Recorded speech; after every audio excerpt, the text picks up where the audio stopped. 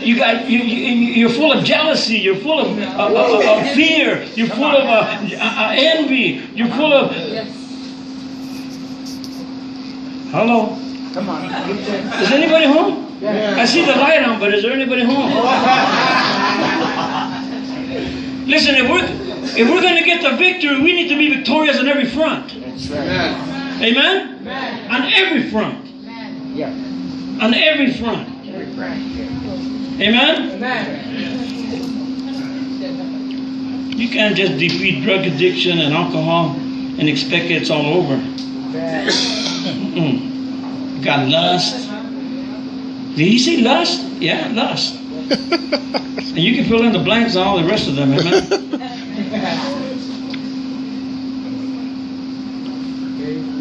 Oh yeah, your heart may be in control by God's Spirit. But what about your mind? Come on.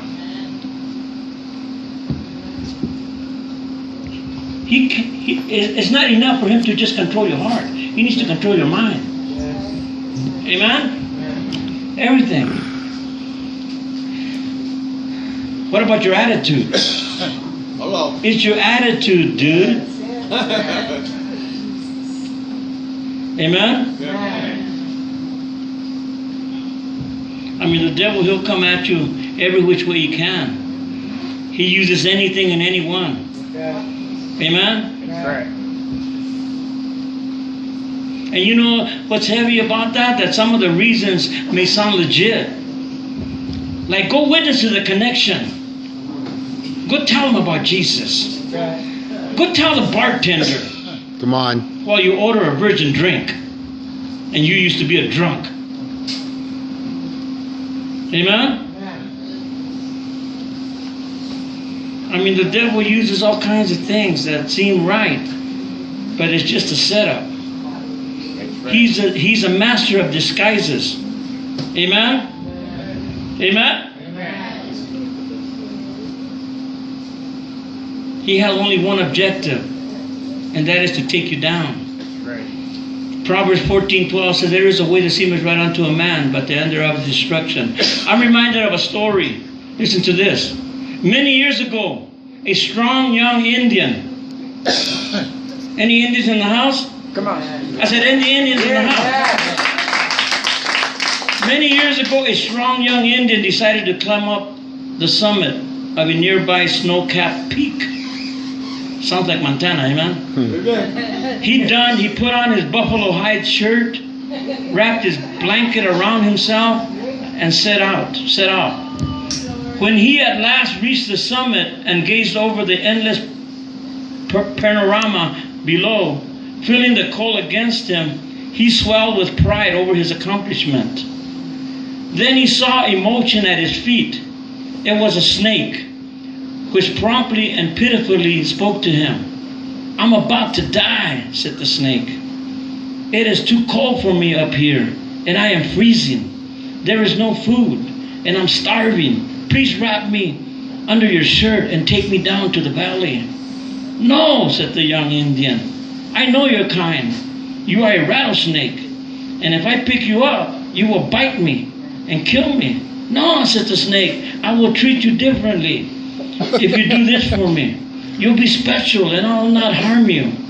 At last the young man gave in to the creature's pleading and tucked the snake under his shirt. Arriving down in the valley, he removed it and laid the snake on the ground, whereupon the snake immediately coiled, rattled, and struck, and planted his deadly fangs in the young Indian boy's leg. But you promised, said the young man, falling, feeling the deadly venom enter his bloodstream. You knew what I was when you picked me up, said the serpent, laughingly slithering away. I fool you. Ephesians 4:27 says, neither give place to the devil. That's right. 1 Thessalonians 5:22 says, abstain from all appearances of evil. Isaiah put it this way, woe unto them that call evil good and good evil. And let me say this, not everything is to be blamed on the devil either. Sometimes we do that more often than we should. Poor devil's over there crying on the corner. I said, what you crying for, devil? He said, because they're blaming me for something that I had nothing to do. They got in the flesh.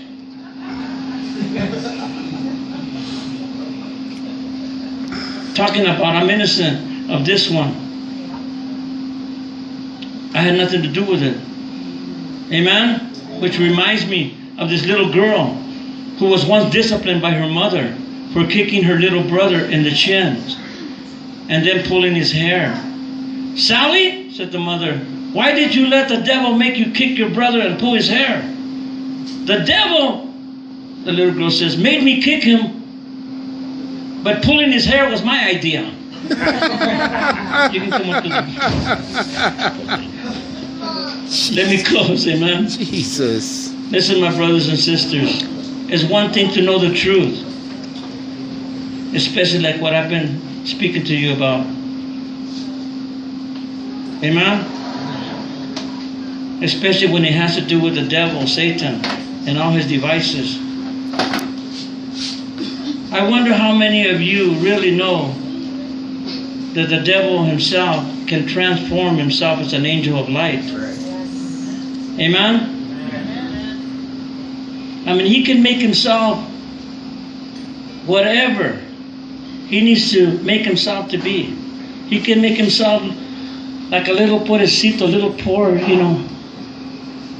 like the snake, and you're here thinking that you're helping, but really the devil's, he's in the mix. Amen? Let me close off with this true story.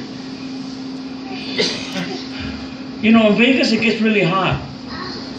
I mean, I'm talking about 115, 120. I mean, the lizards wear tennis shoes over there. Well, over here, the squirrels wear beanies, amen?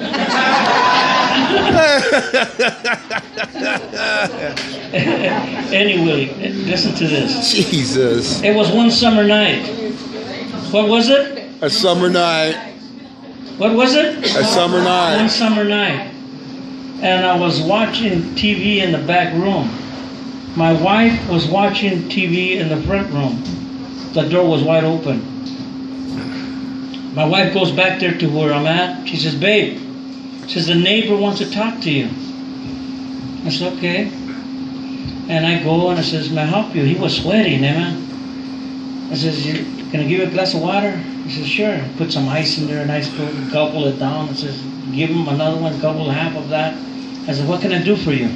He said, well, my car's stranded over there by the airport. He says, I need a ride to go over there. And I said, well, I'll call the men's home. And I said, no. He says, I want you to take me. I said, okay. Well, it's a good neighbor, So he gets in the car, and we're driving. And he tells me, can you turn here? So I turn there. He gets off, knocks on the door, goes inside, comes back, gets in the car, and we're continuing on. He said, can you turn here? I turn there. He gets off, he knocks on the door, he goes in the house, and he comes back. And I'm thinking, because I used to be a drug addict. Come on. I said, this guy's playing me. I don't know what he's doing, but he's playing me. And I'm already feeling it. I'm feeling like a chump.